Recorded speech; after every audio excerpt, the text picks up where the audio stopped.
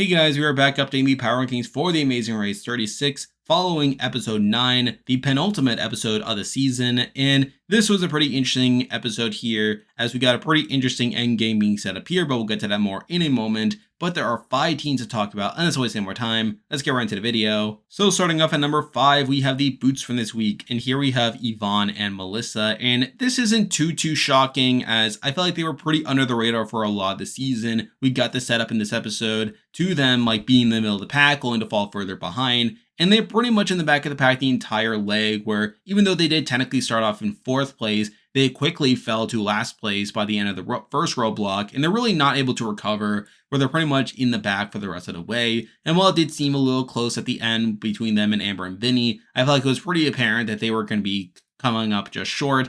And again, I feel like Yvonne and Melissa are pretty fine racers, not the greatest at the end of the day, but it's still interesting to see them get all the way to the final 5, but they're now out of the race to where they're here at number 5. And with that, there are 4 teams left in the race to talk about. And as usual, I'll be ranking them based on how likely I think they are to win the race based on their edit and current race position. But at number 4, the team that I believe is the least likely to win from this point on is Amber and Vinny. And really a lot of this comes down to their placement, where they are going to be last place coming into this penultimate leg here. And we have seen more of their drama where they continue to have like this bickering back and forth, and it is pretty funny to see, but obviously compared to the other teams, they're just not gelling as well together as a team. Not to mention that they're pretty much in the back of the pack for most of the leg here, with them really spending a lot of time in 4th place, despite them coming into the leg in 3rd place. So really, I feel like they're probably not going to do as well compared to the other teams, which is why they're here at number 4. Now moving on to number 3, and we are deviating slightly from the placements here, but we do have Rod and Letitia.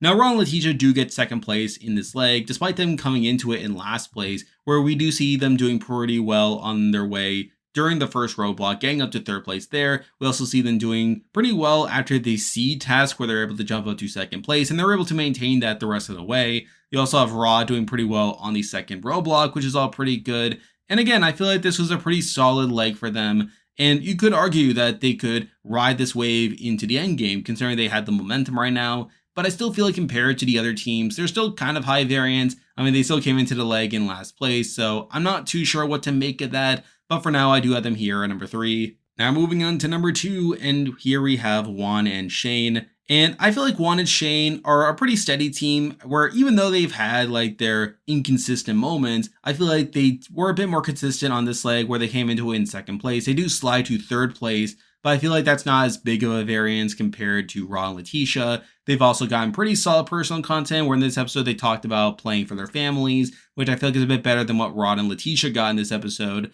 But I still feel like Juan and Shane, the fact that they are in the end game makes a lot of sense for them. And it wouldn't shock me if they end up being these underdogs coming into the end game. But I feel like there's a pretty blatant number 1 team that I can't really ignore, which is why they're here at number 2. And now, at number 1, the team that I believe is the most likely to win the Amazing Race 36 going into the finale is Ricky and Cesar. And I believe with this win here in this latest leg, they are now pretty much guaranteed to have the highest average placement in Amazing Race history. It's really insane, the track record here, where they've pretty much gotten 6 wins at this point, 3 2nd place finishes, and at this point they are guaranteed to finish no worse than 4th place moving forward. So I feel like it's pretty good on their end there. Now, obviously, there's still the question over whether they'll actually pull it out or not, or whether they'll come up short like Eric and Jeremy or Justin and Diana. I still have that worry coming into this finale, but I feel like they will be a very dominant team if they end up winning the race from this point on. And I feel like with them being the most consistent team up to this point, with them doing so well in this leg to where they're pretty much in the front of the pack the entire time, and they are basically able to win this leg by a decent amount,